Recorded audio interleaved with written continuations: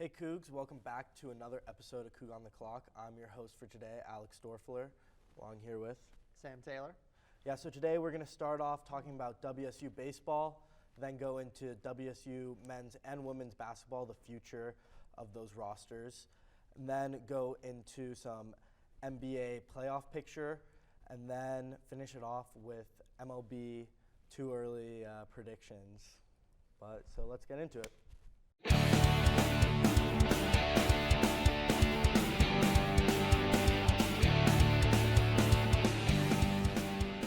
All right, so before we get into WSU baseball, we got to talk about it. I'm a Murrow student. Sam's a Murrow student. The Murrow Symposium is the 47th Murrow Symposium. Sam, you want to explain what that is? Yeah, Symposium's just a terrific opportunity. It's when alumni and then prominent communications professionals come back to campus and they lead some sessions and teach, guide, and inspire us on how to proceed with our communication goals and careers. And so we had some Cable 8 alumni that were in the house that talked to us. We had some Evergreen alumni that talked to us. Just once a Coug, always a Coug. Cougs help Cougs. Both those things are really embodied through the symposium, and it was just a terrific experience. And also congratulations to all the Murrow Hall of Achievement honorees, including former Sports Center host Cindy Brunson. So I'm a freshman, and that was a great experience. I know for a fact I'm going to go the next 3 years. It's just really cool to hear people who are like in the same shoes as me, because I don't know exactly what I want to do with my career, but these people, these successful Murrow alumni, also were in the same shoes as me, and look at them, they're successful. They found what they like doing, and they followed that, and they're happy. And it's just really inspirational to see that, and just following their dreams. Yeah, super inspiring, great event. And if you're a Murrow student, definitely check it out next year if you didn't this year. And even if you did, just come on back. It's going to be great. Yeah. So now getting into some sports, WSU baseball. We just had a 2-game series. It was supposed to be 3 against UCLA. They're ranked, I think, 14th. We took 2. The third game got postponed. And then we played BYU. We beat them. Our pitching was on. Our hitting came back. I think we played better at home. Do you have anything to say about that, Sam? Yeah, so it was, I went to the Saturday game, which was no game at all. It was canceled. But it was really fun to see the UCLA players just playing in the snow. They absolutely loved it. They loved playing in the snow, but they did not love playing baseball in the snow, as the Cougars pitching just shut them down. And just the hitting was on point. Like, they scored 5 runs in the third game and all that. Jonah Avincula, was looking like his early week self. I remember after the first weekend of this slumped season, a little bit. Yeah, he led the nation in RBIs after the first 3-4 games, and slumped a little bit. But it's hard to continue to be at the top of the mountain. And he's at the top of the order, setting a great example for the Cougs. And just another one of those. I'm just pleasantly surprised and just so thankful for all the transfers that are on the team. Brian Green has just stocked the team chock full of transfers. D3 transfers in the case of Avincula, and then also just JUCO and other D1 programs like Cam McGee from Arizona State and Sam Brown from Portland. They've been great contributors. Cam McGee's been great. He's been hitting the ball great. Next matchup today, actually, first game of another 3-game series against Arizona State. They're also ranked, but we got some momentum. I think it's Dakota Hawkins on the mound tonight. Looking forward to that. Arizona's good, but I think this is a really important series, and if we take at least 2 of these, I think we might be ranked again. Absolutely. There's definitely not going to be a snow out down in Phoenix, so they will play 3 hopefully, and they'll it'd be really cool for the Cougs to win another ranked series. They started the year really strong, beating Oregon State in a series for the first time since 2009, and then Oregon kind of brought us back down to earth, but got some momentum against UCLA. Time to keep it up against Arizona State. It's gonna be really good. I'm excited. Yeah, I'm looking forward to that.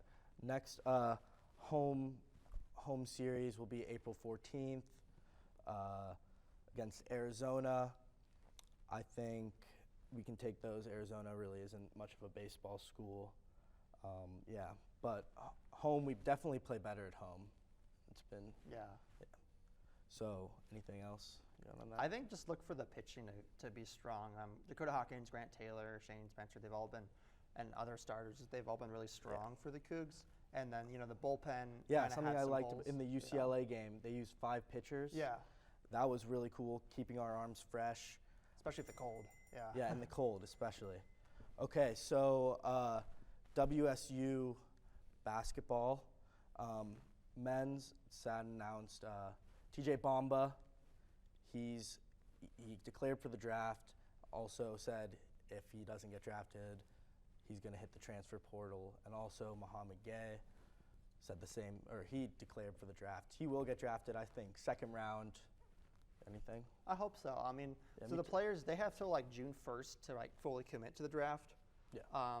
And if they the draft's like in late June, July or so, and if they're going to get like evaluated by NBA scouts, and Justin Powell also declared for the draft, but did not enter the transfer portal. Muhammad Gay did not enter the transfer portal, but declared for the draft, and then TJ Bamba entered the transfer portal and declared for the NBA draft. So each of them have till June 1 exactly to like make a decision on NBA or bust. And if they decide if it's more likely to bust than NBA, they'll come back to college, whether it's at Wazzu for Powell and Gay or somewhere else, most likely for Bamba. I don't know. I'm not too confident in any of the Cougs getting drafted this year. I think unfortunately. Muhammad Gay might. I think Really? second No. round. I mean, A team may he's take got a chance. lot of potential. Yeah. He's a great player, great talent, like three-dimensional scorer. Absolutely. Make some threes, shot creator. I'm pretty sure he's a top 50 prospect, which is pretty cool. But like second round for sure for him. TJ Yeah. Bamba, I don't know, but some Cougs who are gonna have to come up and step up. One, Mason Rice. Mm-hmm. Miles Rice. Miles yeah, Rice, yeah. Miles Rice. And he's going to have to fill in for TJ Bamba. I don't really know who can take Muhammad Gay's place. Well, they've got for him. a freshman coming in from the NBA Africa Academy. I should know his name. We might pull that up real quickly, or put it on screen. But there was like a highlight video that was put out of you know how those highlight videos are. Like some of them are a little too like glamoury, but like his hand was really good, making some great shots. So I think the Cougs continue to recruit well internationally, and I think that'll continue to speak. But that's just the reality of college basketball now, is that Kyle Smith has to almost rebuild the roster year in and year out.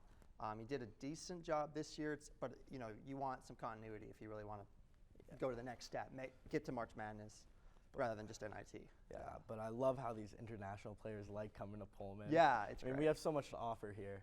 It's a great thing. But on the women's side, going back to the symposium, Cindy Brunson, it was like a panel with Cindy Brunson, Cammie Etheridge, and Charlize Ledger-Walker. And Charlize Ledger-Walker declared she's going to stay. She's not going to enter the WNBA draft, which is good to hear. Yeah. She's a great player, amazing, easily our best player. Absolutely. on the team. And she's just improved like every single year that she's been here. After her third season, just that list of firsts just keep going on. She scored her 1,000th point this past season. She set like the Pac-12 tournament record for most points in a single tournament, 76, and earned most outstanding players. So she's a real leader for the team, and we here in Pullman are just so lucky to have her back for another year. We Go really Cougs. are, and fans, next season we really got to go out there and fill those seats. It's a big thing. We got to support those girls. So now going into NBA. Right now we're filming on the 6th. The regular season ends on the 9th. The play-in starts on the 11th. Right now, the only team really hunting for a spot in the play-in is the Mavericks. They play on the 9th against Oklahoma, who is the 10th seed, and that's really their chance to make it into the play-in, get a chance. Which is really surprising to me, because the Mavericks, you would think with Kyrie, would be able to get it done, but really he's just been like plague to their team. He hasn't been, not a plague, but you don't really know the future. I mean, they're really not built now to make a run or anything. Yeah. Like, I love Luka. I love that Luka magic, but I really don't think. I mean, they're not even in the play-in tournament. Yeah, they're super top heavy with two like guys that you want to have the ball like every play with Luka and Kyrie, And the fact is, obviously, only one person can hold the ball at a time. Yeah. And they got to develop that chemistry to collaborate and work together to create scoring opportunities. I know to get Kyrie, they had to trade some valuable post players. They let Jalen Brunson walk last year. He was averaging like 24 points per game or something. And Brunson now in New York has really found himself. He's really became a leader. Yeah. And they're going to be dangerous in the East. I think they're going to eliminate Cleveland. That's who they're supposed to be playing if it ends now. But out of the East, actually, I'm taking Philadelphia, the Sixers. They've been super hot all March. Embiid's the favorite to win MVP. He probably will. They also, I mean, it's the season of all the Philadelphia sports making it to the championship and then sadly losing with the Phillies, Eagles, Flyers. And Philadelphia Union, even their MLS squad. And their MLS team. I don't follow soccer. Sorry. Yeah, it's just crazy all around. Yeah, so who do you think's going to win the East? So the East, honestly, I'm going to agree with you of Sixers. They look really good. And just that Philadelphia magic has been almost there, but not quite all year. I think it continues with the NBA. It's only right, and it'd be fun. Out of the West, honestly, like this may sound like old news, and Phoenix is looking better with Kevin Durant, and Denver's at the top of the world right now. The Clippers look great, and Sacramento broke their the longest playoff drought in professional sports after the Mariners had made it, so they finally made it. So all those teams are great, but I'm still taking Golden State.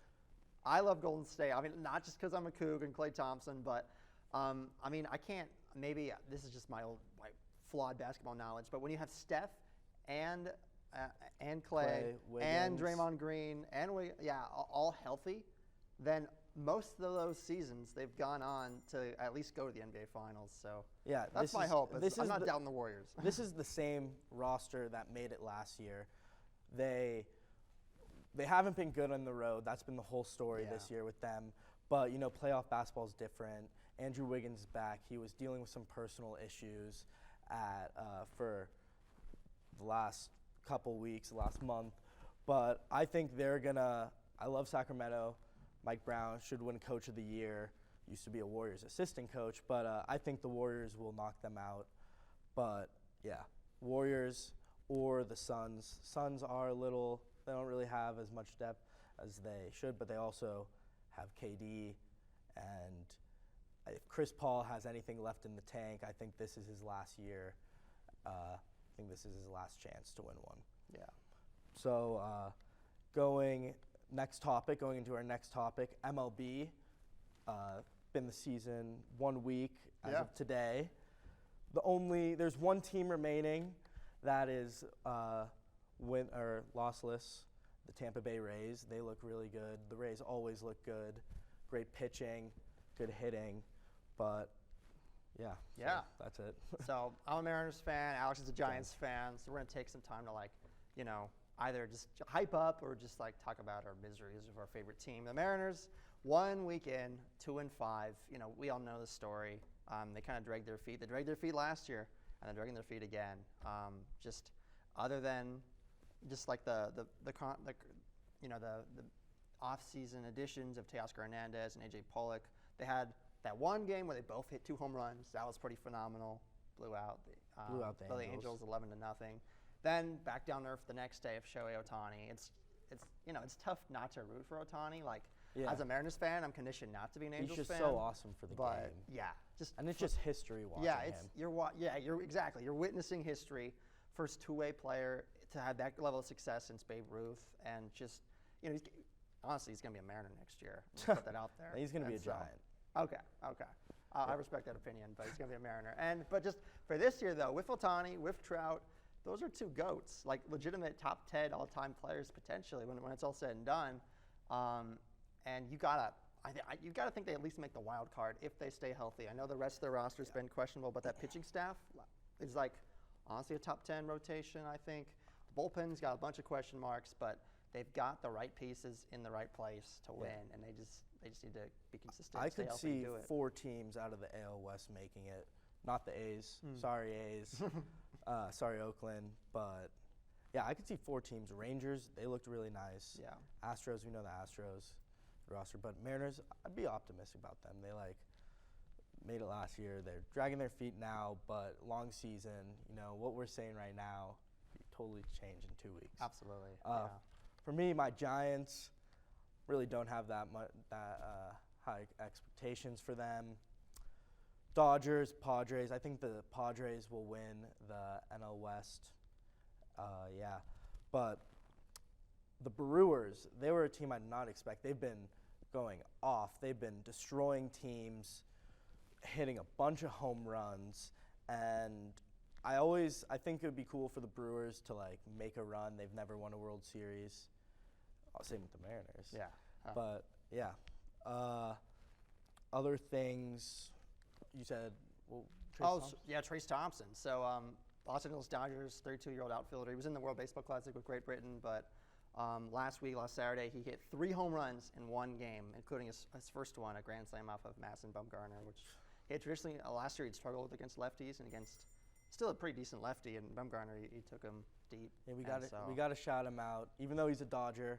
I do not like the Dodgers, but he's Klay Thompson's brother. Yeah. So we got to shout him out. He's Cougar Jason. Yeah. Cougar Jason, yeah, there we go. So that's it. Now going into some birthdays. You have any? Yeah, so today, April 6th, they were filming, is Ula Matuga's birthday. Ula, the 5-year leader of the WC women's basketball team. Pretty awesome work that she's put in. Most games played? Yeah. She got the record for the most games played, most games started of any WC women's basketball player. I think, and she's also the winningest student athlete in WCU history. So, she was one of the building blocks of head coach Cami Etheridge's program, and has always been in the gym as a leader and a go-to, just someone that they can depend on. Maybe she sticks around another year in Pullman as in maybe a coaching role. We'll see. The Cougs will definitely benefit from it, but I don't know. It's very hard to walk away from a successful program that's at the cusp of change. So happy birthday, Ula Matuga. No matter what your future holds, you always have a home here in Pullman. Yeah, you do. For me, April 8th, Saturday, it's a big baseball player birthday day. Catfish Hunter, he was the first old player, but the first free agent. That's a cool fun fact. First free agent player to get signed, so yeah. Gary Carter, Hall of Fame catcher, won World Series with the Mets in '86 with Darryl Strawberry, Doc Gooden, great team. They got a pretty cool 30 for 30 on that. Also, King Felix. Ooh. Yeah, last perfect game. Great pitcher for the Mariners. Hall of Famer? That's a really good question.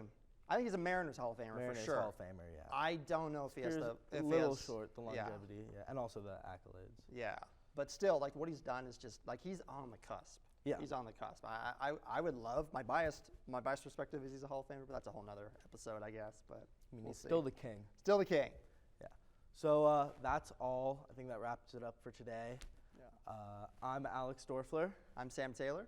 And have a good day. Go Cougs. Go Cougs. Let's go.